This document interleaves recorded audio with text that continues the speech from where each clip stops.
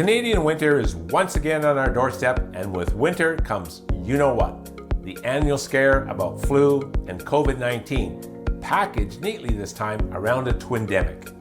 If you're still lining up for your flu and COVID shots because you trust the science from the CDC or WHO, you'll be thrilled to hear they just greenlit safe co-administration of both vaccines.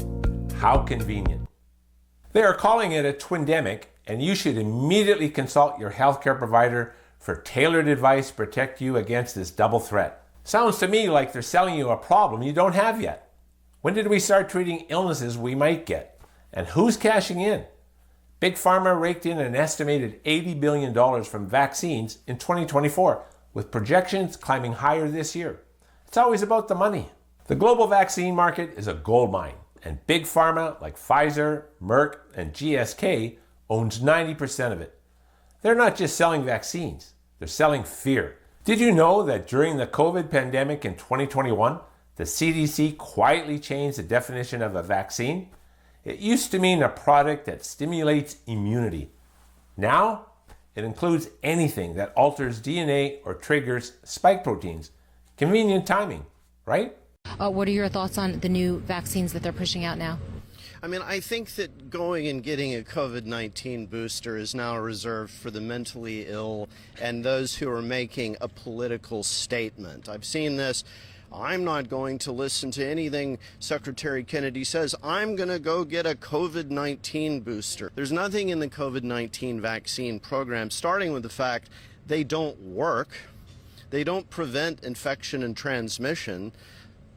The entire COVID-19 vaccine program is a fraud. That clip might sound harsh, but it's asking a real question. Why are we still jumping for boosters when the data shows diminishing returns?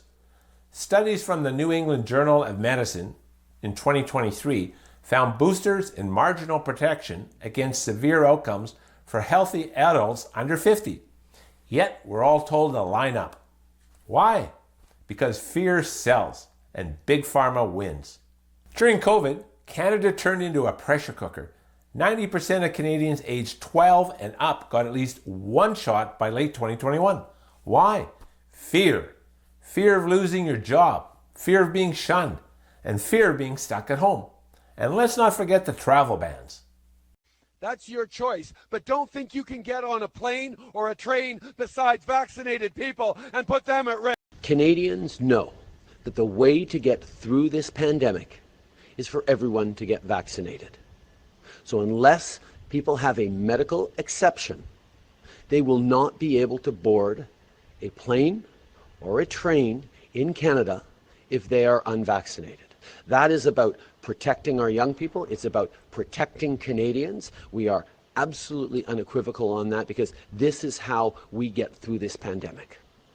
That wasn't just policy, it was coercion. This wasn't about health, it was about control. And who was calling the shots? Not doctors, politicians. Since when did Justin Trudeau become a public health expert? Yet we followed scared into submission. A 2022 Lancet study showed vaccine mandates didn't significantly reduce transmission of Delta or Omicron, yet they tore families and communities apart. Were those restrictions really about saving lives, or were they about compliance? Fast forward to 2025 and the push continues. The CDC's own data shows flu vaccine effectiveness hovers between 40 to 60% in a good year, and COVID boosters are now tailored for variants that may not even be circulating. Did you know Pfizer and Moderna fund over 70% of the WHO's vaccine programs? Conflict of interest, much? Canada's Vaccine Injury Support Program paid out over $14 million for COVID vaccine injuries by mid-2024, with thousands of claims still pending. So why are we still trusting politicians and pharma execs over our own instincts? They've turned health into a subscription service. New shots, new variants, new fears. Meanwhile, natural immunity, diet, and exercise barely get a mention. A 2023 Journal of Infection study found natural immunity from prior COVID infection was as protective as vaccination for most. Why isn't that part of the conversation?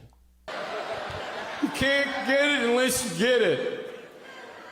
Yes, you get it and then you got it. You can't, if you get a booster, you can't give it unless you get, well, you can still get it if you got it, but then you get the third booster and you can't give it unless you get, but if you get it, if you have a syringe in your ass 24 hours a day and you keep pushing, you can't give it unless you get it, and then you can give it. What? So, if you're lining up for your flu or COVID shot this winter, ask yourself, are you doing it for your health or because you're told to? Big Pharma is banking billions while we're sold a twindemic. That may never hit. Those shots might not even work for the strain you catch, and they could come with risk. Heart inflammation, fatigue, or worse. You're not a conspiracy nut for questioning this. You're just awake. Health isn't a one-size-fits-all jab. It's about listening to your body, not politicians or CEOs. Skip the fear, skip the line, and start asking why we're treating diseases we don't have. Let's take back our health from those who profit out of fear. Because if we don't, we're not just risking our wallets, we're risking our freedom. Consider a thumbs up for this video and subscribing to the channel for more news that affects your health and your wallet. I'm Glenn Zacher. I'll see you next time.